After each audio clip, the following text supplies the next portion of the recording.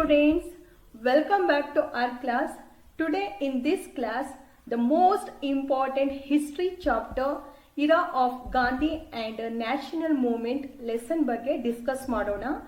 And in this lesson 4 marks and also 1 mark questions will come. So you have to give more important and concentrate on this chapter. Okay, let's discuss about this chapter. First, we have to understand about the life of Mahatma Gandhi ji. Mahatma Gandhi ji played a major role in the Indian freedom movement, and he created Gandhian way of struggle or Gandhi model of struggle in the Indian freedom movement. That's why the period between 1920 up to 1947 is called as the Gandhian era. ಭಾರತೀಯ ರಾಷ್ಟ್ರೀಯ ಹೋರಾಟದಲ್ಲಿ ಈ ಗಾಂಧೀಜಿಯ ಪಾತ್ರ ಬಹುಮುಖ್ಯವಾಗಿದೆ. ಇವರು ರಾಷ್ಟ್ರೀಯ ಹೋರಾಟದಲ್ಲಿ Gandhian ಮಾದರಿ ಮತ್ತು ಗಾಂಧಿ ವಿಧಾನವನ್ನು ರೂಪಿಸಿದವರು. ಮತ್ತು 1920 ಅಪ್ ಟು 1947 ಒಂದು ಅವಧಿಯಲ್ಲಿ ಗಾಂಧಿಯ ಹೋರಾಟದ ಮಾದರಿ ಮತ್ತು ಅವರ ವಿಚಾರಗಳು ಭಾರತದ ರಾಷ್ಟ್ರೀಯ ಹೋರಾಟದ ದಿಕ್ಕನ್ನೇ ರೂಪಿಸಿದರಿಂದ ಈ ಒಂದು ಅವಧಿಯನ್ನು ನಾವು ಗಾಂಧಿ ಯುಗವೆಂದು ಕರೆಯುತ್ತೇವೆ. The early life and growth. Mohan Das Karamchand Gandhi, he is popularly called Bapu.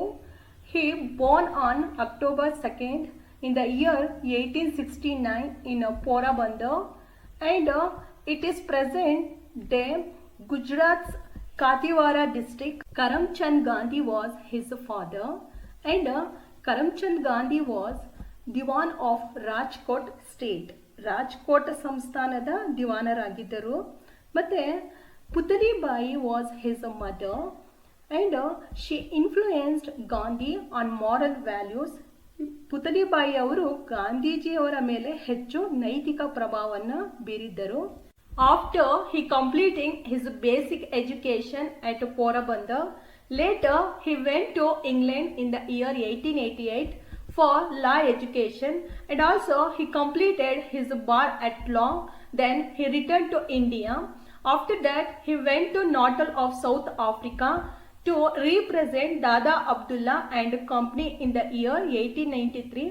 Though Gandhi intended to be at Natal only 3 months, but he ended up living in South Africa for 20 long years. ಆರಂಭಿಕ ಶಿಕ್ಷಣವನ್ನು ಪೋರಬಂದರ್ನಲ್ಲಿಯೇ ಮುಗಿಸಿ ನಂತರ 1888ರಲ್ಲಿ ಇಂಗ್ಲೆಂಡ್ನಲ್ಲಿ ಕಾನೂನು ಅಧ್ಯಯನ ಮಾಡಲು ಹೋಗಿ ಬಾರ್ ಅಟ್ ಲಾ ಮುಗಿಸಿ ಮತ್ತೆ ಭಾರತಕ್ಕೆ ವಾಪಸ್ ಆಗ್ತಾರೆ. ಅಗೇನ್ 1893ರಲ್ಲಿ ದಾದಾ ಅಬ್ದುಲ್ಲಾ ಮತ್ತು ಕಂಪ್ನಿಯ ಪರ ವಾದಿಸಲು ದಕ್ಷಿಣ ಆಫ್ರಿಕಾದ ನಾಟಲ್ಗೆ ಹೋಗುತ್ತಾರೆ. Then he opposed the apartheid policy because that discriminated between dark-skinned and fair-skinned people. Later he invented a new tool of protest called satyagraha and formulated its do's and don'ts. South ಆಫ್ರಿಕಾದಲ್ಲಿನ ಕರಿಯ ಜನರ ಮೇಲೆ ಮತ್ತೆ ಭಾರತೀಯರ ಬಗೆಗೆ ಅಲ್ಲಿನ British ಸರ್ಕಾರ ತೋರಿದಂತಹ ಒಂದು ವರ್ಣಭೇದ ನೀತಿ ಅಂದರೆ ಅಪತೈಟ್ ಪಾಲಿಸಿ ಮತ್ತೆ ಜನಾಂಗೀಯ ತಾರತಮ್ಯದ ನೀತಿಯನ್ನ ಗಾಂಧಿಯವರು ವಿರೋಧಿಸಿದರು. ಈ ಒಂದು ಹೋರಾಟದ ಮೂಲಕ ಗಾಂಧಿ ಸತ್ಯಾಗ್ರಹ ಎಂಬ ಒಂದು ಸಾಮಾಜಿಕ ನೀತಿ ನಿರೂಪಣೆಯನ್ನೇ ಸೃಷ್ಟಿಸಿದರು. So many south Africans take pride in declaring that you sent us unformed Gandhi and we sent back the complete of Gandhi ಎಂಬುದಾಗಿ ಅವರು ಹೇಳಿದ್ದಾರೆ. ಭಾರತದಿಂದ ಗಾಂಧಿ ಸೌತ್ ಆಫ್ರಿಕಾಗೆ ಬಂದಾಗ ಅವರು ಕೇವಲ ಒಬ್ಬ ಸಾಮಾನ್ಯ ವಕೀಲರಾಗಿದ್ದರು. ಬಟ್ ಅಲ್ಲಿ ಜಸ್ಟ್ 3 months ಇರಬೇಕಾಗಿದ್ದು, ಬಟ್ 20 years ಸೌತ್ ಆಫ್ರಿಕಾದಲ್ಲೇ ಉಳಿಯಬೇಕಾಯಿತು. ಆ ಸಂದರ್ಭದಲ್ಲಿ ಸೌತ್ ಆಫ್ರಿಕಾದಲ್ಲಿದ್ದ ವರ್ಣಭೇದ ನೀತಿ ಮತ್ತೆ ಜನಾಂಗೀಯ ತಾರತಮ್ಯದ ನೀತಿಯನ್ನು ಕಂಡು ಗಾಂಧಿಯವರು ವಿರೋಧಿಸಿದರು. ನಂತರ ಸೌತ್ ಆಫ್ರಿಕಾದಲ್ಲಿ ಹೋರಾಟ ಪ್ರಾರಂಭಿಸಿ ಸತ್ಯಾಗ್ರಹ ಎನ್ನುವಂತಹ ಒಂದು ಹೋರಾಟದ ಅಸ್ತ್ರವನ್ನ ಕಂಡುಕೊಳ್ಳುತ್ತಾರೆ. ಈ ಮೂಲಕ ಸೌತ್ ಆಫ್ರಿಕಾದಲ್ಲಿ ಸಾಮಾನ್ಯ ವಕೀಲರಾಗಿದ್ದವರು ಒಬ್ಬ ಮಹಾನ್ ಹೋರಾಟಗಾರರಾಗಿ ರೂಪುಗೊಳ್ಳುತ್ತಾರೆ. ಅದಕ್ಕಾಗಿ ಆಫ್ರಿಕಾ ಜನರು ಗಾಂಧಿಯ ಬಗ್ಗೆ ಒಬ್ಬ ಸಾಮಾನ್ಯ ಗಾಂಧಿಯನ್ನ ಕಳುಹಿಸಿದಿರಿ, ನಾವು ಒಬ್ಬ ಪರಿಪೂರ್ಣ ಇಲ್ಲ ಪ್ರಬುದ್ಧ ಗಾಂಧಿಯನ್ನಾಗಿ ಮಾಡಿ ಕಳುಹಿಸಿದ್ದೀವಿ ಎಂಬುದಾಗಿ ಈ ರೀತಿ ಹೇಳಿದ್ದಾರೆ. You sent us unformed Gandhi and we sent back the complete of Gandhi. Then Mahatma Gandhi conceived the protest based on Satyagraha and also non-violence for the first time. Later he founded Natal Indian Congress. Also Gandhi published periodical like Indian Opinion for the first time to express his views and formulated the opinion of people. And also he started passive resistance organization. Then he started Phoenix Farm. This farm established by Gandhi. It is in near Durban. Durban place is in South Africa in the year 1904. And another one, Tolstoy Farm. It is the first ashram established by Mahatma Gandhi ji in the year 1910 during his South African movement, and also to train the people in a satyagraha and non-violent peace struggles. ಆಫ್ರಿಕಾದಲ್ಲಿ ಮಹಾತ್ಮ ಗಾಂಧೀಜಿಯವರು ಮೊಟ್ಟ ಮೊದಲ ಬಾರಿಗೆ ಸತ್ಯಾಗ್ರಹ ಅಹಿಂಸೆ ತತ್ವಗಳ ಆಧಾರದಲ್ಲಿ ಹೋರಾಟವನ್ನು ರೂಪಿಸಿದ್ರು. ನಂತರ ನಾಟಲ್ ಇಂಡಿಯನ್ ಕಾಂಗ್ರೆಸ್ ಎನ್ನುವಂತಹ ಸಂಸ್ಥೆಯನ್ನು ಪ್ರಾರಂಭಿಸಿದರು. ಹಾಗೆಯೇ ಗಾಂಧೀಜಿ ತಮ್ಮ ವಿಚಾರಗಳನ್ನು ಹಾಗೂ ಜನರ ಅಭಿಪ್ರಾಯಗಳನ್ನು ವ್ಯಕ್ತಪಡಿಸಲು ಮೊಟ್ಟ ಮೊದಲ ಬಾರಿಗೆ ಇಂಡಿಯನ್ ಒಪಿನಿಯನ್ ಎಂಬ ಪತ್ರಿಕೆಯನ್ನು ಪ್ರಾರಂಭಿಸಿದರು. ಗಾಂಧಿ ತಮ್ಮ ಹೋರಾಟವನ್ನು ಇನ್ನೂ ತೀವ್ರಗೊಳಿಸುವ ಸಲುವಾಗಿ ಪ್ಯಾಸಿವ್ ರೆಸಿಸ್ಟೆನ್ಸ್ ಆರ್ಗನೈಸೇಷನ್ ಎಂಬ ಒಂದು ಸಂಸ್ಥೆಯನ್ನು ಸ್ಥಾಪಿಸಿದರು. ನಂತರ ಸತ್ಯಾಗ್ರಹ ಮತ್ತು ಹೋರಾಟದ ತರಬೇತಿಯನ್ನು ರೂಪಿಸುವ ಸಲುವಾಗಿ ಗಾಂಧಿ ಅವರು ಆಫ್ರಿಕಾದಲ್ಲಿ ಫೋನಿಕ್ಸ್ ಫಾರ್ಮ್ ಮತ್ತು ಟಾಲ್ಸ್ಟಾಯ್ ಫಾರ್ಮ್ ಎಂಬ ಆಶ್ರಮಗಳನ್ನು ಸ್ಥಾಪಿಸಿದರು. ಇಲ್ಲಿ ಗಾಂಧಿಯ ಸ್ನೇಹಿತ ಕ್ಯಾಲಿನ್ ಬ್ಯಾಕ್ ಮತ್ತು ಗಾಂಧಿಯವರ ಪತ್ನಿ ಕಸ್ತೂರ್ಬಾ ಹಾಗೆಯೇ ಅವರ ಮಕ್ಕಳು ಮತ್ತೆ ಅನೇಕ ಭಾರತೀಯರು ಗಾಂಧಿಗೆ ಹೋರಾಟಗಳಲ್ಲಿ ಸಹಾಯವನ್ನ ಮಾಡುತ್ತಾರೆ. Once Gandhi was travelling from Pretoria and Durban in the first class railway compartment. He was thrown out of the compartment by a white officer. This made him to realize the hardships faced by Indians in the various places of South Africa. So he himself has recorded that there were more harsh discriminations in South Africa than in England. So after leading a long struggle in South Africa, Gandhi arrived back to India in the year 1915. Gandhiji ಅವರು south ಆಫ್ರಿಕಾದಲ್ಲಿದ್ದಾಗ ಒಮ್ಮೆ ದರ್ಬಾನಿಂದ Pretoria ಮಾರ್ಗದ ರೈಲಿನಲ್ಲಿ ಪ್ರಯಾಣಿಸುತ್ತಿದ್ರು. ಅದು ಪ್ರಥಮ ದರ್ಜೆಯ ticket ಹೊಂದಿದ್ದರೂ ಸಹ ಬಲವಂತವಾಗಿ ರೈಲಿನ ಒಂದು ಬಿಳಿಯ ಅಧಿಕಾರಿ ಅಂತಂದ್ರೆ ವೈಟ್ ಆಫೀಸರ್ ಗಾಂಧಿಯನ್ನ ಆ ಕಂಪಾರ್ಟ್ಮೆಂಟ್ ಇಂದ ಹೊರಹಾಕಿದರು. ನಂತರ ದಕ್ಷಿಣ ಆಫ್ರಿಕಾದಲ್ಲಿ ವಾಸಿಸುತ್ತಿದ್ದಂತಹ ಭಾರತೀಯರ ಕಷ್ಟ ಸಮಸ್ಯೆಗಳನ್ನು ಗಾಂಧಿ ಅವರು ತನ್ನ ಒಂದು ಸ್ವಂತ ಅನುಭವದಿಂದ ಕಂಡುಕೊಳ್ಳಲು ಸಾಧ್ಯವಾಯಿತು. ನಂತರ ಇಂಗ್ಲೆಂಡ್ಗಿಂತಲೂ ತೀವ್ರವಾದ ಜನಾಂಗೀಯ ಭೇದ ಭಾವ ಆಮೇಲೆ ತಾರತಮ್ಯಗಳು ಮತ್ತೆ ತಿರಸ್ಕಾರಗಳು ಸೌತ್ ಆಫ್ರಿಕಾದಲ್ಲಿ ಅಸ್ತಿತ್ವದಲ್ಲಿವೆ ಎಂದು ಗಾಂಧಿ ಅವರೇ ಹೇಳಿದ್ದಾರೆ. ಮತ್ತೆ ಸೌತ್ ಆಫ್ರಿಕಾ ಹೋರಾಟದ ನಂತರ ಗಾಂಧಿ ಅವರು 1915ರಲ್ಲಿ ಭಾರತಕ್ಕೆ ಬಂದರು. Gandhiji in India the initial protest. Gandhiji as per the instructions of his political guru Gopalakrishna Gokhale, Gandhiji toured entire India in a third class railway compartment to understand real in India of his time.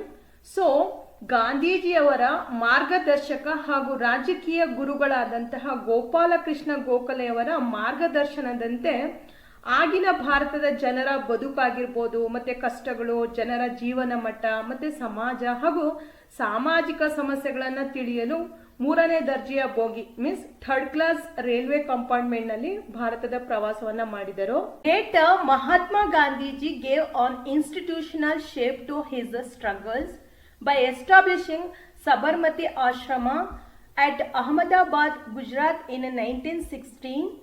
ರಲ್ಲಿ ಗಾಂಧೀಜಿ ಅವರು ಅಹಮದಾಬಾದ್ನಲ್ಲಿ ಸಬರ್ಮತಿ ಆಶ್ರಮವನ್ನು ಸ್ಥಾಪಿಸಿ ತಮ್ಮ ಒಂದು ಹೋರಾಟಕ್ಕೆ ಒಂದು ರೂಪವನ್ನು ಕೊಟ್ಟರು. Later, Gandhi understood the problems of farmers, Dalitas, then tribal people, workers, laborers and also other sections of Indian society. That's why Mahatma Gandhiji launched a Champaran movement. ಬಿಹಾರದ ಚಂಪಾರಣ್ಯದಲ್ಲಿ ಈ ಚಂಪಾರಣ್ ಮೂವ್ಮೆಂಟ್ ಅನ್ನ ಇನ್ ದ ಇಯರ್ 1917ನಲ್ಲಿ ಪ್ರಾರಂಭಿಸುತ್ತಾರೆ. ಕಾರಣ ಟು ಇಂಡಿಗೋ ಗ್ರೋವರ್ಸ್ ಅಂದ್ರೆ ನೀಲಿ ಬೆಳೆಗಾರರ ಪರವಾಗಿ ಸಹಾಯ ಮಾಡಲು ಚಂಪಾರಣ್ಯ ಮೂವ್ಮೆಂಟ್ ಅನ್ನ ಗಾಂಧೀಜಿ ಅವರು ಪ್ರಾರಂಭಿಸ್ತಾರೆ. And also Gandhi made the British government to accept the demands of the farmers. And Gandhi started a movement, another movement also he started to support the mill workers of Ahmedabad in the year 1918, and later he made the British government to accept his demands. In the same year 1918, another protest Gandhiji held in the Kheda village of Gujarat to oppose land taxes. After that, Gandhiji started using truthfulness, then non-violence and also satyagraha ideas in all these movements. ಇದೇ ವರ್ಷ ಗುಜರಾತ್ನ ಖೇಡಾ ಎಂಬಲ್ಲಿ ನಡೆದಂತಹ ರೈತರ ಮೇಲಿನ ತೆರಿಗೆಗೆ ಸಂಬಂಧಿಸಿದಂತಹ ಹೋರಾಟವು ಕೂಡ ಗಾಂಧೀಜಿಯವರು ಮಾಡುತ್ತಾರೆ. ಹಾಗೆಯೇ ಈ ಎಲ್ಲ ಹೋರಾಟಗಳಲ್ಲೂ ಕೂಡ ಗಾಂಧಿ ಸತ್ಯ, ಅಹಿಂಸೆ ಮತ್ತು ಸತ್ಯಾಗ್ರಹದ ಒಂದು ಪ್ರಯೋಗವನ್ನು ಮಾಡಿದರು. ಇದರ ಜೊತೆಗೆ ಅವರು Gandhi started interacting with common people, making the freedom movement more people based movement. ಅಂದರೆ ಇದರೆಲ್ಲರ ಜೊತೆಗೆ ಭಾರತೀಯ ಒಂದು ಜನಸಾಮಾನ್ಯರ ಜೊತೆಗೆ ಸಂವಾದವನ್ನು ಪ್ರಾರಂಭಿಸುವ ಮೂಲಕ ಸ್ವತಂತ್ರದ ಒಂದು ಹೋರಾಟದ ಸ್ವರೂಪವನ್ನು ಬದಲಿಸುವಂತಹ ಪ್ರಕ್ರಿಯೆ ಮಾಡಿದರು. The Indian freedom struggle took a new turn with the arrival of Gandhiji. Later, Gandhi employed passive resistance, non-violence and satyagraha as the main strategies in his all the struggles. And also he used to express his thoughts in periodicals like Young India and also Harijan. Mahatma ಗಾಂಧೀಜಿಯವರ ಒಂದು ಪ್ರವೇಶದಿಂದಾಗಿ ಸ್ವತಂತ್ರದ ಒಂದು ಚಳುವಳಿಯೇ ಒಂದು ಹೊಸ ರೂಪವನ್ನೇ ಪಡೆಯಿತು. ಮತ್ತು ಗಾಂಧೀಜಿಯವರು ತಮ್ಮ ಒಂದು ಹೋರಾಟದಲ್ಲಿ ಪರೋಕ್ಷ ಪ್ರತಿರೋಧ ಅಂದರೆ ಪ್ಯಾಸಿವ್ ರೆಸಿಸ್ಟೆನ್ಸ್ ಮತ್ತು ಅಹಿಂಸೆ ಅಂದರೆ ನಾನ್ ವೈಲೆನ್ಸ್ ಆ್ಯಂಡ್ ಆಲ್ಸೋ ಸತ್ಯಾಗ್ರಹವನ್ನು ಒಂದು ಹೋರಾಟದ ಪ್ರಮುಖ ತಂತ್ರಗಳನ್ನಾಗಿ ಬಳಸಿಕೊಂಡ್ರು. ಹಾಗೆಯೇ ಗಾಂಧೀಜಿಯವರು ತಮ್ಮ ಒಂದು ಸಿದ್ಧಾಂತಗಳನ್ನು ಅವರು ಹರಿಜನ್ ಮತ್ತು ಯಂಗ್ ಇಂಡಿಯಾ ಪತ್ರಿಕೆಯಲ್ಲಿ ವ್ಯಕ್ತಪಡಿಸುತ್ತಿದ್ದರು. The meaningful achievements of Gandhiji struggles. First one is satyagraha. It is one of the major methods of protest of Gandhiji. The word satyagraha means the assertion of the truth. ಗಾಂಧೀಜಿಯವರ ಒಂದು ಹೋರಾಟದ ಬಹುಮುಖ್ಯವಾದ ವಿಧಾನವೇ ಈ ಸತ್ಯಾಗ್ರಹ. ಸತ್ಯಾಗ್ರಹ ಅಂತಂದರೆ ಸತ್ಯದ ಒಂದು ಪ್ರತಿಪಾದನೆ. ಹಾಗೂ it was one of the major weapons he employed in south Africa. South ಆಫ್ರಿಕಾದಲ್ಲೂ ಕೂಡ ಗಾಂಧೀಜಿಯವರು ಸತ್ಯಾಗ್ರಹವನ್ನು ಬಳಸಿದರು. ಮತ್ತು it is his a moral weapon ಅಂತಲೇ ಹೇಳ್ಬೋದು. ಒಂದು ನೈತಿಕ ಶಕ್ತಿಯ ರೂಪ. ಗಾಂಧೀಜಿಯವರ ಒಂದು ಹೋರಾಟದ ನೈತಿಕವಾದ ಶಕ್ತಿಯ ರೂಪವಾಗಿದೆ ಈ satyagraha. And also it is based on non violence. ಈ ಸತ್ಯಾಗ್ರಹ ಅನ್ನುವಂಥದ್ದು ಒಂದು ಅಹಿಂಸೆಯನ್ನು ಆಧರಿಸಿದ್ದು. ಮತ್ತು it means asserting the rightful peace of truth by employing peaceful means. ಅಂದರೆ ತಪ್ಪು, ಹಿಂಸೆ ಮತ್ತು ಅಸತ್ಯವನ್ನು ನಿರಾಕರಿಸುವಂತಹ ಒಂದು ಕ್ರಮ ಆಗಿದೆ. And the use of this weapon is one of the major social exploration has ever taken place in the human society. ಈ ಒಂದು ಅಸ್ತ್ರವನ್ನು ಭಾರತದ ರಾಷ್ಟ್ರೀಯ ಹೋರಾಟದಲ್ಲಿ ನಿರಂತರವಾಗಿ ಬಳಸಿದರು. ಇದು ಒಂದು ದೊಡ್ಡ ಸಾಮಾಜಿಕ ಅನ್ವೇಷಣೆ ಅಂತಲೇ ಹೇಳ್ಬೋದು. Next one, Ahimsa. Ahimsa is the basic trait of Gandhiji's struggle. And Gandhi firmly believed that one should face violence with the ahimsa and also satyagraha. So Gandhi employed strategies such as ahimsa, satyagraha and fasting against the brutal force of British like military, police and law. Then the defeat of the mighty English in the hands of Gandhi itself is a strong message in the annals of the history. ಗಾಂಧೀಜಿಯ ಒಂದು ಹೋರಾಟದ ಮೂಲಭೂತ ಆಶಯ ಅಹಿಂಸೆಯಾಗಿತ್ತು. ಮತ್ತು ಶಸ್ತ್ರಾಸ್ತ್ರ ಬಲಪ್ರಯೋಗದ ಒಂದು ವಿರುದ್ಧ ಅಹಿಂಸೆ ಮತ್ತು ಒಂದು ಸತ್ಯಾಗ್ರಹದ ನಿಲುವಾಗಿತ್ತು. ಬ್ರಿಟಿಷರ ಒಂದು ಬ್ರೂಟಲ್ ಫೋರ್ಸ್ ಮೀನ್ಸ್ ದರ್ಪದ ಆಯುಧಗಳಾದಂತಹ ಮಿಲಿಟರಿ, ಪೊಲೀಸ್ ಮತ್ತು ಕಾನೂನು ಮುಂತಾದವುಗಳ ವಿರುದ್ಧ ಈ ಸತ್ಯ, ಅಹಿಂಸೆ ಮತ್ತು ಉಪವಾಸವೆಂಬಂತಹ ಒಂದು ಆಯುಧಗಳನ್ನು ಗಾಂಧೀಜಿಯವರು ಬಳಸಿ ಬ್ರಿಟಿಷರನ್ನು ಮಣಿಸಿದ್ದು ಗಾಂಧೀಜಿಯವರ ಒಂದು ಹೋರಾಟದ ಚಾರಿತ್ರಿಕ ಸಂದೇಶವಾಗಿದೆ. Unity of Hindus and Muslims. Gandhiji always championed the unity of Hindus and Muslims during the national freedom struggle. So he believed that without unity among the Muslims and also Hindus, it is just difficult to achieve independence and it becomes difficult to survive as a nation in a future. So he always said that Hindus and Muslims are the two eyes of the mother India ಅಂತ ಹೇಳಿದ್ದಾರೆ. ಅಂದರೆ ಭಾರತೀಯ ಒಂದು ಸ್ವಾತಂತ್ರ್ಯ ಹೋರಾಟದ ಸಂದರ್ಭದಲ್ಲಿ Hindu Muslims ಏಕತೆಯನ್ನು ಅತ್ಯಂತ ಬಲವಾಗಿ ಪ್ರತಿಪಾದಿಸಿದಂತಹ ವ್ಯಕ್ತಿ ಅಂತ ಅಂದರೆ ಅದು ಗಾಂಧಿನೇ. ಮತ್ತು ಈ ಎರಡು ಸಮುದಾಯಗಳ ನಡುವೆ ಏಕತೆ ಇಲ್ಲದಿದ್ದರೆ ಭಾರತದ ಒಂದು ಸ್ವಾತಂತ್ರ್ಯ ಸಾಧಿಸೋದು ಮತ್ತು ಭವಿಷ್ಯದಲ್ಲಿ ಒಂದು ರಾಷ್ಟ್ರವಾಗಿ ಬಾಳೋದು ಅಷ್ಟೇ ಕಷ್ಟ ಎಂಬುದು ಅವರ ಒಂದು ನಂಬಿಕೆಯಾಗಿತ್ತು. ಹಾಗಾಗಿ ಹಿಂದೂ ಮತ್ತು ಮುಸ್ಲಿಮ್ಸರು ಒಂದು ಭಾರತ ಮಾತೆ ಎರಡು ಕಣ್ಣುಗಳೆಂದು ಗಾಂಧೀಜಿಯವರು ಹೇಳಿದರು. ಜಲಿಯನ್ ವಾಲಾ ಬಾಗ್ ಮಸ್ಕರ್ ಅಂದರೆ ಜಲಿಯನ್ ವಾಲಾಬಾಗ್ ಹತ್ಯಾಕಾಂಡ, ಇದು ತುಂಬಾ ಇಂಪಾರ್ಟೆಂಟ್ ಟಾಪಿಕ್ಕು. ಎವ್ರಿ ಇಯರ್ ಕ್ವಶನ್ಸ್ನ ರಿಪೀಟ್ ಆಗಿದೆ, ತುಂಬ ಸಲ ಕ್ವಶನ್ಸ್ನ ಕೇಳಿದ್ದಾರೆ. ಹಾಗಾಗಿ it is very important. So you have to give much importance. 4 ಮಾರ್ಕ್ಸ್ಗೆ ಕ್ವಶನ್ನ ಕೇಳ್ತಾರೆ. The British implemented Rowlatt act in 1919 and through this act British started controlling the nationalists and under this act they could arrest a man and declare him as an offender in a court of the law. British ಸರ್ಕಾರ ಈ Rowlatt act ಅನ್ನ March 1919ರಲ್ಲಿ ಜಾರಿಗೆ ತಂದಿತು. ಇದರ ಮೂಲಕ ಬ್ರಿಟಿಷರು ಭಾರತೀಯ ಎಲ್ಲ ರಾಷ್ಟ್ರೀಯವಾದಿಗಳನ್ನು ನಿಯಂತ್ರಿಸಲು ಪ್ರಾರಂಭಿಸಿದರು.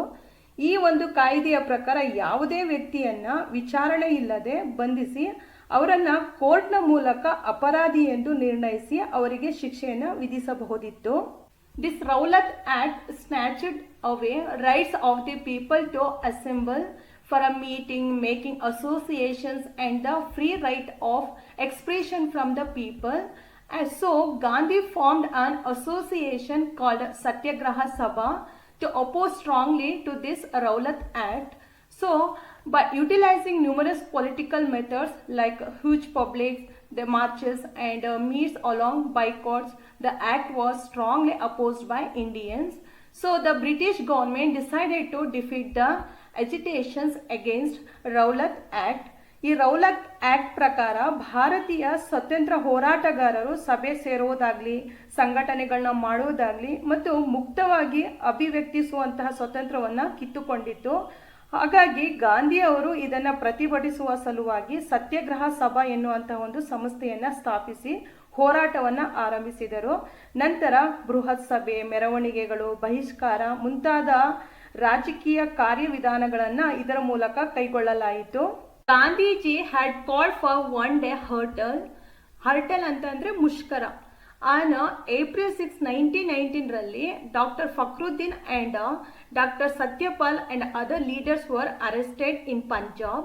So to protest this all the arrest, the people had assembled in Jallianwala Bagh on April 13, 1919 on the day of Baisakhi festival. Gandhiji ಅವರು 1919 ಏಪ್ರಿಲ್ 6 ರಂದು ಒಂದು ಬೃಹತ್ ಮುಷ್ಕರಕ್ಕಾಗಿ ಕರೆಯನ್ನು ನೀಡಿದರು. ಪಂಜಾಬ್ನಲ್ಲಿ ಡಾಕ್ಟರ್ ಫಕ್ರುದ್ದೀನ್ ಮತ್ತೆ ಡಾಕ್ಟರ್ ಸತ್ಯಪಾಲ್ ಇವರನ್ನೆಲ್ಲರನ್ನು ಬಂಧಿಸಲಾಯಿತು. ಇದನ್ನು ವಿರೋಧಿಸಲು 1919 ಏಪ್ರಿಲ್ 13 ರಂದು ಪಂಜಾಬ್ನ ಒಂದು ಅಮೃತ್ಸರದ ಜಲಿಯನ್ ವಾಲಾಬಾಗ್ನಲ್ಲಿ ಜನರು ಬೈಸಾಖಿ ಹಬ್ಬದಂದು ಪ್ರತಿಭಟನಾ ಸಭೆಯನ್ನ ಸೇರಿದರು. The military general of Amritsar, general Dyer, he fired at the peacefully assembled the people and killed around the 380 protesters. ಅಮೃತ್ಸರದ ಸೈನಾಧಿಕಾರಿ ಜನರಲ್ ಡಯರ್ ಆತನು ಆ ಅಮೃತ್ಸರದಲ್ಲಿ ಸಭೆ ಸೇರಿದ ಜನರ ಮೇಲೆ 10 ನಿಮಿಷಗಳ ಕಾಲ ಗುಂಡಿನ ದಾಳಿ ನಡೆಸಿದ ಕಾರಣ ಸುಮಾರು 380 ಜನರು ಸತ್ತು ಸಾವಿರಾರು ಜನರು ಗಾಯಗೊಂಡರು. Then thousands people were injured. Later, this incident saddened people like Gandhiji and others. After that, military rule was implemented in Punjab after this incident. So, Rabindranath Tagore retained his knighthood award back to opposing this mindless violence. ಈ ಘಟನೆಯು ಗಾಂಧೀಜಿಯನ್ನು ಸೇರಿದಂತೆ ಅನೇಕ ಭಾರತೀಯರಲ್ಲಿ ದುಃಖ ಉಂಟಾಯಿತು. So ಆ ಕಾರಣದಿಂದ ಈ ಘಟನೆಯ ನಂತರ ಪಂಜಾಬಿನಲ್ಲಿ ಸೈನಿಕ ಆಡಳಿತ ಜಾರಿಗೊಳಿಸಲಾಯಿತು. ಈ ಒಂದು ಹತ್ಯಾಕಾಂಡವನ್ನು ವಿರೋಧಿಸಿ ರವೀಂದ್ರನಾಥ ಠಾಗೂರ್ ಅವರಿಗೆ ಬ್ರಿಟಿಷ್ ಸರ್ಕಾರ ನೀಡಿದಂತಹ ನೈಟ್ಹುಡ್ ಪದವಿಯನ್ನು ಬ್ರಿಟಿಷ್ ಸರ್ಕಾರಕ್ಕೆ ವಾಪಸ್ ಮಾಡಿದರು. This incident became the reason for the launch of non-cooperation movement by Gandhiji. Later, Udham Singh, a revolutionary, killed Michael O'Dwyer in England. ಈ ಘಟನೆಯಿಂದ ಗಾಂಧೀಜಿಯವರು ಅಸಹಕಾರ ಚಳುವಳಿಯನ್ನು ಆರಂಭಿಸಿದರು. ಮುಗ್ಧ ಭಾರತೀಯ ಹೋರಾಟಗಾರರನ್ನ ಹತ್ಯೆಗೈದ ಮೈಕಲ್ ಓ ಡಯರ್ನನ್ನ ಭಾರತದ ಒಬ್ಬ ಕ್ರಾಂತಿಕಾರಿ ಉಧಾಮ್ ಸಿಂಗ್ ಒಬ್ಬ ಕ್ರಾಂತಿಕಾರಿಯ ಅಷ್ಟೇ ಅಲ್ಲ, ಇವರು USA ಸ್ಥಾಪಿಸಲಾಗಿದ್ದಂತಹ ರೆವಲ್ಯೂಷನರಿ ಆರ್ಗನೈಸೇಷನ್ನ ಗದ್ದರ್ ಪಾರ್ಟಿಗೆ ಸೇರಿದವರಾಗಿದ್ದರು. ಈತ ಮಾರ್ಚ್ 13, 1940 ಜನರಲ್ ಡಯರ್ನನ್ನು ಇಂಗ್ಲೆಂಡ್ನಲ್ಲಿ ಹತ್ಯೆ ಮಾಡಿದನು. Khilafat movement. The sultans of Turkey were also the religious leaders of Turkey and were called as caliph. During the World War I, British harassed the caliph, so this widely protested by Muslims of the world. ಟರ್ಕಿಯ ಸುಲ್ತಾನರು ಮುಸ್ಲಿಮ್ಸರ ಧಾರ್ಮಿಕ ಮುಖಂಡರಾಗಿದ್ದರು ಹಾಗೂ ಇವರನ್ನ ಖಲೀಫರೆಂದು ಕರೆಯುತ್ತಿದ್ದರು. ಮೊದಲನೆಯ ಮಹಾಯುದ್ಧದ ಸಂದರ್ಭದಲ್ಲಿ ಖಲೀಫರ ಮೇಲೆ ನಡೆಯುತ್ತಿದ್ದಂತಹ ಬ್ರಿಟಿಷರ ಒಂದು ದೌರ್ಜನ್ಯವನ್ನು ಖಂಡಿಸಿ ಮುಸ್ಲಿಮರು ಜಗತ್ತಿನಾದ್ಯಂತ ಪ್ರತಿಭಟನೆ ಪ್ರಾರಂಭಿಸಿದರು. In India, Mohammad Ali and Shaukat Ali, they both are brothers, started the Khilafat movement to support the Turkey people against the British. In the year 1919, Gandhiji believed that the British would only withdraw if the Hindus and Muslims fight united. So he supported to this movement and he wanted an active participation on the part of Muslims in the Congress. So this was a movement wherein both Hindus and Muslims participated in a nationwide protest. Hindu ಮತ್ತು ಮುಸ್ಲಿಮ್ಸರು ಒಗ್ಗಟ್ಟಾಗಿ ಬ್ರಿಟಿಷರ ವಿರುದ್ಧ ಹೋರಾಡಿದರೆ ಮಾತ್ರ ಬ್ರಿಟಿಷರನ್ನ ನಮ್ಮ ದೇಶದಿಂದ ಓಡಿಸಲು ಸಾಧ್ಯ ಎಂಬುದು ಗಾಂಧೀಜಿಯವರ ಒಂದು ನಂಬಿಕೆಯಾಗಿತ್ತು. ಸೊ ಈ ಹಿನ್ನೆಲೆಯಲ್ಲಿ ಮುಸ್ಲಿಮ್ಸರ ಒಂದು ಸಹಕಾರ ಭಾರತೀಯ ಒಂದು ರಾಷ್ಟ್ರೀಯ ಕಾಂಗ್ರೆಸ್ನಲ್ಲಿ ಬಹಳ ಮುಖ್ಯ ಎಂದು ಗಾಂಧೀಜಿ ಭಾವಿಸಿದರು. ಅದಕ್ಕಾಗಿಯೇ ಪರಿಣಾಮವಾಗಿ ಗಾಂಧೀಜಿಯವರು ಒಂದು ಖಿಲಾಫತ್ ಚಳುವಳಿಗೆ ತಮ್ಮ ಬೆಂಬಲವನ್ನು ನೀಡಿದರು. ಈ ಚಳುವಳಿಯು ಹಿಂದೂ ಮತ್ತು ಮುಸ್ಲಿಮ್ಸರು ಒಂದುಗೂಡಿ ನಡೆಸಿದಂತಹ ಒಂದು ರಾಷ್ಟ್ರವ್ಯಾಪಿ ಆಂದೋಲನವಾಗಿದೆ. ಹಾಗೆಯೇ ಅನೇಕ ರಾಷ್ಟ್ರೀಯ ನಾಯಕರು ಮತ್ತು ಕಾಂಗ್ರೆಸ್ ಸಂಘಟನೆಯು ಖಿಲಾಫತ್ ಚಳುವಳಿಗೆ ಬೆಂಬಲಿಸಿದರು. Non cooperation movement.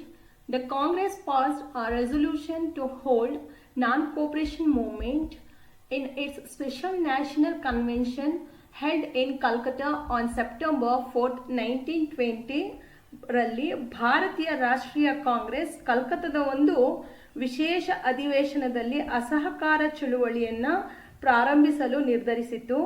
It aimed at educating the people about the British for their brutal killing and preventing Jallianwala Bagh-like incidents in future, apart from the opposing the British rule.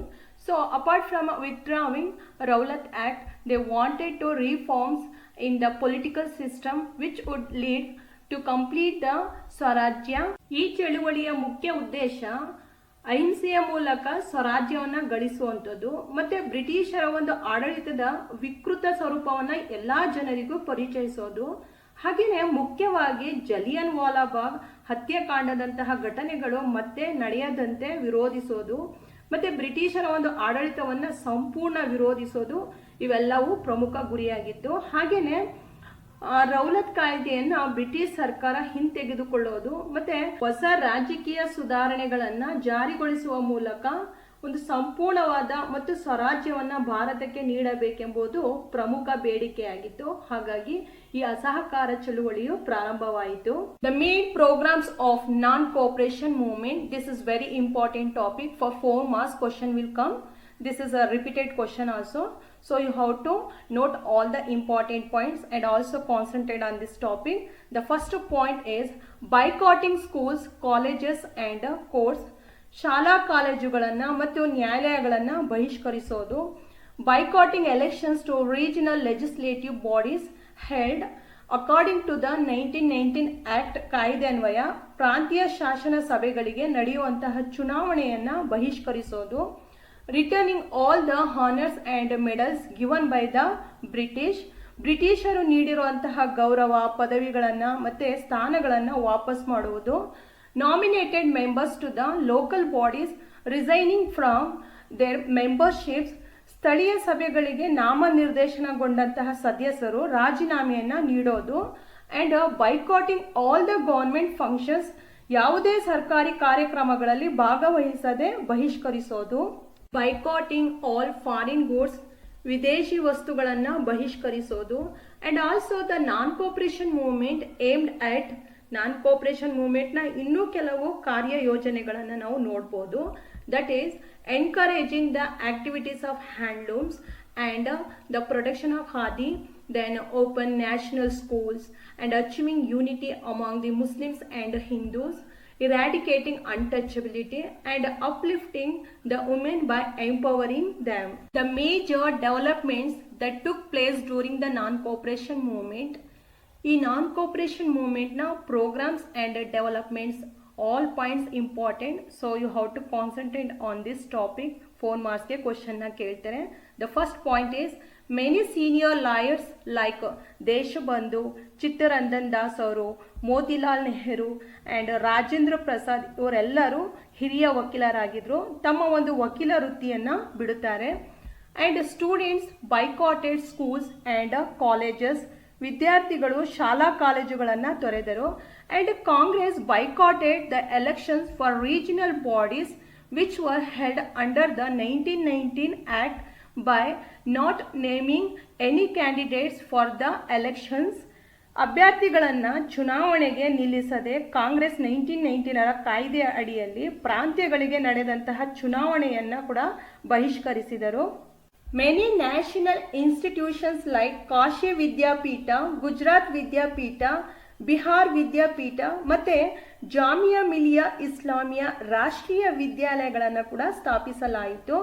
ನಂತರ Rabindranath Tagore return his knighthood award and common people and also women donated liberally to the Congress. ಮಹಿಳೆಯರು ಸೇರಿದಂತೆ ಜನಸಾಮಾನ್ಯರು ಕಾಂಗ್ರೆಸ್ ಹೋರಾಟಕ್ಕೆ ಹಣದ ಸಹಾಯ ಕೂಡ ಮಾಡುತ್ತಾರೆ. and shops selling foreign goods were boycotted and foreign clothes were burned. ವಿದೇಶಿ ವಸ್ತುಗಳನ್ನು ಮಾರಾಟ ಮಾಡುವಂತಹ ಅಂಗಡಿಗಳ ಮುಂದೆ ಮುಷ್ಕರ ನಡೆಸಲಾಯಿತು. ಅಷ್ಟೇ ಅಲ್ಲದೆ ವಿದೇಶಿ ಬಟ್ಟೆಗಳನ್ನು ಸುಡಲಾಯಿತು. Then the visit of Prince of Wales in the year 1921 was also opposed. 1921ರಲ್ಲಿ ಪ್ರಿನ್ಸ್ ಆಫ್ ವೇಲ್ಸ್ ಈತ ರಾಜಕುಮಾರ ಬರುವಂತಹ ಕಾರ್ಯಕ್ರಮವನ್ನು ಕೂಡ ವಿರೋಧಿಸಲಾಯಿತು. Impact of non cooperation movement. Though many of its main aims remained unachieved and it created some deep impacts. ಈ ಚಳುವಳಿಯ ಕೆಲವು ಪ್ರಮುಖ ಉದ್ದೇಶಗಳು ಕೈಗೂಡದಿದ್ದರೂ ಸಹ ಕೆಲವು ಪರಿಣಾಮಗಳನ್ನು ಸೃಷ್ಟಿಸಿತು. First one is the freedom movement became people's movement. Then the Congress led movement took some revolutionary turns and the Hindus and Muslims unity just was temporarily achieved, and the national freedom movement went beyond the boundaries of cities and entered villages, and also the attempts to remove untouchability and entry of women into public space were the notable achievements of this movement. ರಾಷ್ಟ್ರೀಯ ಹೋರಾಟ ಜನರ ಒಂದು ಹೋರಾಟವಾಗಿ ರೂಪಾಂತರವಾಯಿತು ಮತ್ತು ಕಾಂಗ್ರೆಸ್ ಚಳುವಳಿಯು ಕ್ರಾಂತಿಕಾರಕ ಅಂಶಗಳನ್ನು ಪಡೆಯಿತು. ಹಿಂದೂ ಮತ್ತು ಮುಸ್ಲಿಮ್ಸರ ಒಂದು ಬಾಂಧವ್ಯ, ಭಾತೃತ್ವ ಮತ್ತು ಒಗ್ಗಟ್ಟು ತಾತ್ಕಾಲಿಕವಾಗಿ ಆದರೂ ಸೃಷ್ಟಿಸಿತು. ಆ್ಯಂಡ್ ರಾಷ್ಟ್ರೀಯ ಹೋರಾಟ ಹಲವಾರು ನಗರ ಪ್ರದೇಶಗಳನ್ನು ದಾಟಿ ಗ್ರಾಮಾಂತರ ಪ್ರದೇಶಗಳಿಗೂ ಹಬ್ಬಿತು. ಆ್ಯಂಡ್ ಆಲ್ಸೋ ಅಸ್ಪೃಶ್ಯತೆ ನಿವಾರಣೆ ಮತ್ತು ಮಹಿಳೆಯರಿಗೂ ಸಾರ್ವಜನಿಕ ಸ್ಥಳಗಳಲ್ಲಿ ಪ್ರವೇಶ, ಈ ಎಲ್ಲ ಅಂಶಗಳು ಗಮನಿಸಬೇಕಾದಂತಹ ಪರಿಣಾಮಗಳಾಗಿವೆ ಈ non cooperation movement. Chauri Chaura incident. On February 5, 1922, a big group of around 3,000 farmers assembled in front of the police station. ಉತ್ತರ ಪ್ರದೇಶದ ಗೋರಖಪುರ ಜಿಲ್ಲೆಯ ಚೌರಿ ಚೌರ ಎಂಬಲ್ಲಿ ಸುಮಾರು 3,000 ರೈತರು ಸೇರಿದಂತೆ ಒಂದು ದೊಡ್ಡ ಗುಂಪು ಪೊಲೀಸ್ ಸ್ಟೇಷನ್ ಮುಂದೆ ಸೇರಿತ್ತು. and they had assembled there to protest against the police officer who had beaten Congress workers when they were protesting in front of an arak shop. ಅವರ ಪ್ರಮುಖ ಉದ್ದೇಶ ಆರಕ್ ಶಾಪ್ ಮೀನ್ಸ್ ಮದ್ಯದ ಇಲ್ಲ ಸಾರಾಯಿ ಅಂಗಡಿಯ ಮುಂದೆ ಮುಷ್ಕರ ನಡೆಸುತ್ತಿದ್ದ ಕಾಂಗ್ರೆಸ್ ಹೋರಾಟಗಾರರನ್ನ ಹೊಡೆದ ಪೊಲೀಸ್ ಅಧಿಕಾರಿ ವಿರುದ್ಧ ಆಕ್ರೋಶವನ್ನ ವ್ಯಕ್ತಪಡಿಸುವುದಾಗಿತ್ತು. Then the police started shooting from inside the station. ಇದನ್ನ ಸಹಿಸದ ಪೊಲೀಸರು ಅಲ್ಲಿದ್ದವರ ಮೇಲೆ ಗುಂಡು ಹಾರಿಸಲು ಪ್ರಾರಂಭಿಸಿದ್ರು. Later enraged by this act people tortured the police station. ಇದರಿಂದ ಜನರು ಪೊಲೀಸ್ ಸ್ಟೇಷನ್ಗೆ ಬೆಂಕಿ ಹಚ್ಚಿದರು. As a result all the 22 policemen were charged to death. ಇದರಿಂದಾಗಿ ಒಳಗಡೆ ಇದ್ದಂತಹ 22 ಪೊಲೀಸರು ಸುಟ್ಟು ಹೋದರು. And such violent incidents were repeated in other places also. ಬೇರೆ ಕಡೆಗಳಲ್ಲಿಯೂ ಸಹ ಈ ಬಗೆಯ ಒಂದು ಹಿಂಸಾತ್ಮಕ ಘಟನೆಗಳು ನಡೆದವು. And Gandhiji then realised that this due to lack of preparation and morality among the people to hold non-violence protest. ಈ ಬಗೆಯ ಒಂದು ಹಿಂಸಾತ್ಮಕ ಘಟನೆಯಿಂದ ಗಾಂಧೀಜಿಯವರು ಜನರಿಗೆ ಇನ್ನೂ ಒಂದು ಅಹಿಂಸಾತ್ಮಕ ಹೋರಾಟಕ್ಕೆ ಬೇಕಾದಂತಹ ಸಿದ್ಧತೆ ಆಗಿರ್ಬೋದು ಮತ್ತೆ ಒಂದು ನೈತಿಕ ಶಕ್ತಿಯ ಕೊರತೆ ಇದೆ ಎಂದು ಭಾವಿಸಿದರು. ಹಾಗಾಗಿ he withdrew the non-cooperation movement on February 12, 1922. ಈ ಡೇಟ್ನಲ್ಲಿ ಅಸಹಕಾರ ಹೋರಾಟವನ್ನು ಗಾಂಧೀಜಿಯವರು ಹಿಂತೆಗೆದುಕೊಂಡರು. The British holding Gandhiji responsible for all the violent uprisings so arrested him on March 10, 1922 and imprisoned him for 6 years.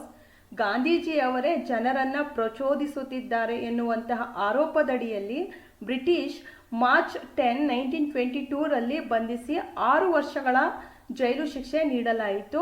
Litre he was release 2 years on the grounds of ಇಲ್ health. ಇಲ್ಲಿ ಅವರನ್ನ ಅನಾರೋಗ್ಯದ ಕಾರಣದಿಂದ 2 ವರ್ಷಗಳ ನಂತರ ಜೈಲಿನಿಂದ ಬಿಡುಗಡೆ ಮಾಡಲಾಯಿತು. Also the decision of Gandhi led to a political vacuum. ಗಾಂಧೀಜಿಯವರ ಈ ಒಂದು ತೀರ್ಮಾನದಿಂದ ರಾಜಕೀಯ ಶೂನ್ಯತೆ ಸೃಷ್ಟಿಯಾಯಿತು. Swaraj party the withdrawal of non-cooperation movement disheartened many congressmen. ಯಾವಾಗ ಗಾಂಧೀಜಿಯವರು ನಾನ್ ಕೋಪರೇಷನ್ ಮೂವ್ಮೆಂಟ್ನ ಹಿಂತೆಗೆದುಕೊಂಡರು ಇದರಿಂದ ಕಾಂಗ್ರೆಸ್ಸಿಗರಲ್ಲಿ ನಿರಾಶೆಯನ್ನು ಉಂಟಾಯಿತು. Later Motilal Nehru and CR Das advocated the withdrawal of boycott of legislative assemblies and re-enter the system again. So CR Das ಮತ್ತು ಮೋತಿಲಾಲ್ ನೆಹರು ಅವರು ಶಾಸನ ಸಭೆಗಳನ್ನು ಬಹಿಷ್ಕರಿಸೋದನ್ನು ಕೊನೆಗೊಳಿಸಿ ಅವುಗಳಿಗೆ ಪ್ರವೇಶವನ್ನು ಮಾಡಬೇಕು ಎಂದು ವಾದಿಸುತ್ತಾರೆ. And also they propose to enter the legislative assemblies and create impediments in the session. ಶಾಸನ ಸಭೆಗಳನ್ನು ಪ್ರವೇಶಿಸಿ ಅಲ್ಲಿಯೇ ಕಲಾಪಗಳಿಗೆ ಅಡ್ಡಿ ಉಂಟು ಮಾಡಬೇಕು ಎಂದು CR ದಾಸ್ ಮತ್ತು ಮೋತಿಲಾಲ್ ನೆಹರು ಅವರು ಕರೆಯನ್ನು ನೀಡುತ್ತಾರೆ. They argued would further strengthen national freedom movement. ಇದರಿಂದ ಸ್ವತಂತ್ರ ಚಳುವಳಿ ಇನ್ನಷ್ಟು ಗಟ್ಟಿಗೊಳ್ಳುತ್ತದೆ ಎಂದು ವಾದಿಸುತ್ತಾರೆ. And Swaraj party was found in the year 1923 by Motilal Nehru and CR Das. In the same year they obtained permission to participate in the election when the Congress National Convention was held in Delhi under the chairmanship of Abdul Kalam Azad. ಅದೇ ವರ್ಷದಲ್ಲಿ ಅಬ್ದುಲ್ ಕಲಾಂ ಆಜಾದ್ ಅವರ ಅಧ್ಯಕ್ಷತೆಯಲ್ಲಿ ದೆಹಲಿಯಲ್ಲಿ ನಡೆದ ಕಾಂಗ್ರೆಸ್ ಅಧಿವೇಶನದಲ್ಲಿ ಸ್ವರಾಜ್ ಪಾರ್ಟಿಯು ಚುನಾವಣೆಯಲ್ಲಿ ಸ್ಪರ್ಧಿಸಲು ಒಪ್ಪಿಗೆಯನ್ನು ಪಡೆಯಿತು. And during this elections that were held in November 1923 Swaraj party won 42 seats of 101 seats available. ನಂತರ ನವೆಂಬರ್ 1923 ರಲ್ಲಿ ನಡೆದ ಚುನಾವಣೆಯಲ್ಲಿ ಸ್ವರಾಜ್ ಪಾರ್ಟಿಯು 101 ಸ್ಥಾನಗಳ ಪೈಕಿ 42 ಸ್ಥಾನ ಪಡೆದು ಗೆದ್ದರು. Reasons for the beginning of civil disobedience movement. The British government appointed Simon Commission in the year 1927. So the commission was supposed to study the effects of Government of India Act 1919. It is also called Montesquieu-Jefferson Act and arrived in India on February 3, 1928. So the commission witnessed wide protest with slogan Simon go back. 1927 ರಲ್ಲಿ British ಸರ್ಕಾರ Simon ಕಮಿಷನ್ನ ನೇಮಿಸಿತು. 1919 ರಲ್ಲಿ ಜಾರಿಗೊಂಡಂತಹ ಭಾರತ ಸರ್ಕಾರ ಕಾಯ್ದೆ. ಈ ಕಾಯ್ದೆಯನ್ನು ನಾವು Montesquieu ಜೇಮ್ಫರ್ಡ್ act ಅಂತಲೂ ಕೂಡ ಕರೆಯುತ್ತಾರೆ. ಈ ಕಾಯ್ದೆಯ ಪರಿಣಾಮಗಳನ್ನು ವಿಮರ್ಶಿಸುವ ಸಲುವಾಗಿ ಫೆಬ್ರವರಿ 3, 1928ರಲ್ಲಿ ಸೈಮನ್ ಕಮಿಷನ್ ಭಾರತಕ್ಕೆ ಬಂದಾಗ ಸೈಮನ್ ಗೋ ಬ್ಯಾಕ್ ಎಂಬ ಘೋಷಣೆಯೊಂದಿಗೆ ವ್ಯಾಪಕವಾಗಿ ಇಡೀ ಭಾರತದಲ್ಲೇ ವಿರೋಧವನ್ನು ವ್ಯಕ್ತವಾಯಿತು. Because Simon commission just content 7 members of the British Parliament, but there was no Indians. So Indians thought that the British again dominate India and a violation of Indians' rights and also self-respect through this commission. So strongly opposed this commission by Nehru, Gandhi, Jinnah, Muslims League and also Indian National Congress. Then Bandhs and hurtals were organized in different places like Bombay, Lahore and Madras. Later Lal Lajpat Rai died when the protesters were lathi charged in Lahore. So this intensified the national freedom struggle further. Mumbai, Lahore, Madras ಮುಂತಾದ ಕಡೆ ಮುಷ್ಕರ ಬಂದ್ ಆಚರಿಸಲಾಯಿತು. But ಲಾಹೋರ್ನಲ್ಲಿ ನಡೆದಂತಹ ಹೋರಾಟದ ಸಂದರ್ಭದಲ್ಲಿ ಲಾಲ್ ಲಜಪತ್ ರಾಯ್ ಮೇಲೆ ಲಾಠಿ charge ಮಾಡಿದ ಕಾರಣ ಅವರು ಮರಣ ಹೊಂದರು. ಇದರಿಂದಾಗಿ ಭಾರತದಲ್ಲಿ ರಾಷ್ಟ್ರೀಯ ಹೋರಾಟ ಇನ್ನೂ ತೀವ್ರವಾಯಿತು. By this all the situations, the British government put forth on indirect challenges to Indians. So it asked Indians to draft a constitution that can be acceptable to all the political parties and also communities of India. So this challenge was accepted by a committee headed by Motilal Nehru and it tabled a report.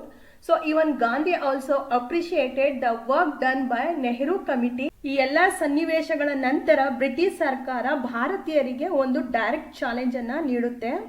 ಎಲ್ಲ ರಾಜಕೀಯ ಪಕ್ಷಗಳಿಗೆ ಮತ್ತು ಸಮುದಾಯಗಳಿಗೆ ಅನುಕೂಲವಾಗುವಂತೆ ಸಂವಿಧಾನವನ್ನು ರೂಪಿಸುವ ವಿಷಯಕ್ಕೆ ಸಂಬಂಧಿಸಿದಂತೆ ಒಂದು ವರದಿಯನ್ನು ಸಿದ್ಧಪಡಿಸುವುದೇ ಆ ಡೈರೆಕ್ಟ್ ಚಾಲೆಂಜ್ ಇಂಡಿಯನ್ಸ್ಗೆ ಬ್ರಿಟಿಷ್ ಸರ್ಕಾರ ನೀಡಿತ್ತು.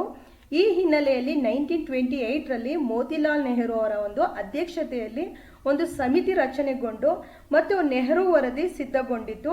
ನಂತರ ಇದನ್ನು ಕಂಡಂತಹ ಗಾಂಧೀಜಿ ಕೂಡ ನೆಹರು ಸಮಿತಿಯನ್ನ ಒಪ್ಪಿಕೊಳ್ಳುತ್ತಾರೆ. The Nehru report advocated for dominion status for India along with internal federal structure and it recommended the abolition of separate constituencies reserved for minority and creation of language based regions out of the British India, then ensuring human rights to Indians and also implementation of democratic traditions. ಈ ಎಲ್ಲ ಅಂಶಗಳನ್ನು ನೆಹರು ವರದಿಯು ಭಾರತಕ್ಕೆ ಒಂದು dominion status ಜೊತೆಗೆ federal ರಾಜ್ಯ ವ್ಯವಸ್ಥೆಯನ್ನು ನೀಡಬೇಕು, ಅಲ್ಪಸಂಖ್ಯಾತರಿಗಿದ್ದಂತಹ ಪ್ರತ್ಯೇಕ ಮತಕ್ಷೇತ್ರಗಳನ್ನು ರದ್ದುಗೊಳಿಸಬೇಕು, ಬ್ರಿಟಿಷ್ ಪ್ರಾಂತ್ಯಗಳನ್ನು ಭಾಷಾವಾರು ಪ್ರಾಂತ್ಯಗಳಾಗಿ ವಿಂಗಡಣೆ ಮಾಡಬೇಕು, ಮತ್ತು ಭಾರತೀಯರಿಗೆ ಮೂಲಭೂತ ಹಕ್ಕುಗಳನ್ನು ನೀಡುವುದು, ಭಾರತಕ್ಕೆ ಒಂದು ಜನತಾಂತ್ರಿಕ ಪ್ರಜಾಪ್ರಭುತ್ವವನ್ನು ತರುವುದು. ಹೀಗೆ ಈ ಎಲ್ಲ ಅಂಶಗಳನ್ನು ನೆಹರು ಕಮಿಟಿ ಶಿಫಾರಸು ಮಾಡಿತು. Later the Labour prime minister of England Ramsay MacDonald had talks with the viceroy and announced that the process of granting dominion status to India. After this, another interesting development also took place, and in Lahore Congress Convention under the chairmanship of Jawaharlal Nehru adopted a resolution demanding total independence, ಪೂರ್ಣ ಸ್ವರಾಜ್. ನಂತರ British labour ಪಕ್ಷದ ಪ್ರಧಾನಿಯಾದಂತಹ Ramsay McDonald ಇವರು viceroy lord Irwin ಜೊತೆ ಮಾತುಕತೆ ನಡೆಸಿ ಭಾರತಕ್ಕೆ dominion status ನೀಡುವುದನ್ನು ಪರಿಶೀಲಿಸುವುದಾಗಿ ಘೋಷಿಸುತ್ತಾನೆ. ನಂತರದಲ್ಲಿ ಆದ ಬಹುಮುಖ್ಯ ಬೆಳವಣಿಗೆ ಎಂದರೆ 1929 ಲಾಹೋರ್ ಕಾಂಗ್ರೆಸ್ ಅಧಿವೇಶನ ಸಮಾವೇಶಗೊಂಡಿದ್ದು. ಈ ಸಮ್ಮೇಳನದ ಭಾರತೀಯ ರಾಷ್ಟ್ರೀಯ ಹೋರಾಟಕ್ಕೆ ಇನ್ನೂ ಹೆಚ್ಚು ತೀವ್ರತೆಯನ್ನು ತಂದುಕೊಟ್ಟಿತ್ತು. ಸೊ ಮತ್ತೆ ನೆಹರು ಅಧ್ಯಕ್ಷತೆಯಲ್ಲಿ ನಡೆದ ಅಧಿವೇಶನದಲ್ಲಿ ಕಾಂಗ್ರೆಸ್ ಮತ್ತೆ ರಾಷ್ಟ್ರೀಯ ಹೋರಾಟದ ಮುಖ್ಯ ಗುರಿ ಪೂರ್ಣ ಸ್ವರಾಜ್ ಅನ್ನ ಅಂಗೀಕರಿಸಲಾಯಿತು. January 26, 1930 was declared as the Indian Independence Date. 1930 January 26 ಅನ್ನು ಸ್ವತಂತ್ರ ದಿನವೆಂದು ಘೋಷಿಸಲಾಯಿತು. Then this convention authorized Gandhiji to hold civil disobedience protest marches. ಅಂದರೆ ಈ ಅಧಿವೇಶನವು ಬ್ರಿಟಿಷರ ವಿರುದ್ಧ ಹಮ್ಮಿಕೊಳ್ಳಲಾಗುವ ಸಿವಿಲ್ ಡಿಸ್ಒಬಿಡಿಯನ್ಸ್ ಮೂವ್ಮೆಂಟ್ನ ಎಲ್ಲ ಜವಾಬ್ದಾರಿಯನ್ನು ಗಾಂಧೀಜಿಯವರಿಗೆ ವಹಿಸಿತು.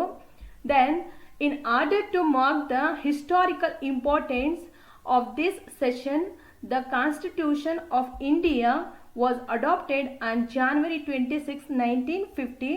ಆ ದಿನದ ಒಂದು ಮಹತ್ವವನ್ನು ಎತ್ತಿ ಹಿಡಿಯಲೆಂದೇ ನಮ್ಮ ಭಾರತದ ಸಂವಿಧಾನವನ್ನು ನಾವು January 26, 1950 ರಂದು ಜಾರಿಗೆ ತರಲಾಯಿತು. ದಾಂಡಿ March. In the year 1930, the working committee of the Congress met at Sabarmati Ashram and passed a resolution to hold civil disobedience under the leadership of Gandhiji, and also Gandhi wrote a letter to the Viceroy putting forward totally 11 points. February 1930 ಕಾಂಗ್ರೆಸ್ನ ಕಾರ್ಯಕಾರಿ ಸಮಿತಿ ಸಬರ್ಮತಿಯಲ್ಲಿ ಒಂದು ಸಭೆಯನ್ನು ಸೇರಿ civil ಡಿಸ್ಒಬಿಡಿಯನ್ಸ್ ಮೂವ್ಮೆಂಟ್ನ ಹಮ್ಮಿಕೊಳ್ಳಲು ನಿರ್ಣಯಿಸಿತು. ನಂತರ Gandhi March 2, 1930 ರಲ್ಲಿ ಒಟ್ಟು 11 ಅಂಶಗಳ ಒಳಗೊಂಡಂತಹ ಬೇಡಿಕೆಗಳ ಪತ್ರವನ್ನು ವೈಸರಾಯ್ಗೆ ಬರೆದರು. In case the government does not accept this demands, the people would stop paying tax and start civil disobedience movement all over India. So as the Viceroy rejected the demands, so Gandhi declared on March 12, 1930 that he would walk with the followers up to Dandi on the coast of Gujarat. So Gandhi covered totally 375 kilometers on the foot and reached Dandi. ಒಂದು ವೇಳೆ British ಸರ್ಕಾರ ಇದನ್ನು ನಿರಾಕರಿಸಿದ್ರೆ ತೆರಿಗೆ ವಿಧಿಸದೆ ಜೊತೆಗೆ civil ಡಿಸ್ಒಬಿಡಿಯನ್ಸ್ ಮೂವ್ಮೆಂಟ್ನ ಆರಂಭಿಸುವುದಾಗಿ ಗಾಂಧೀಜಿಯವರು ಘೋಷಿಸುತ್ತಾರೆ.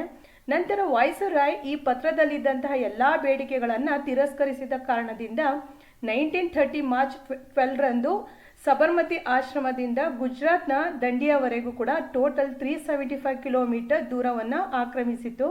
Then Gandhi broke the law by holding a feastful salt without paying the tax. Later, Charaka the spinning wheel became more famous during this march, and also thousands of people participated in this salt satyagraha. After this national movement week was observed from April 6th to 13th. Many leaders participated with Gandhi in Dandi march like Vijayalakshmi Pandit, Kamala Nehru, Vallabhbhai Patel, Rajgopalachari and Babu Rajendra Prasad and many other leaders were arrested. This movement slowly spread to other parts of the country. Then Mailara Mahadevappa, he was a young man, just 18 years old.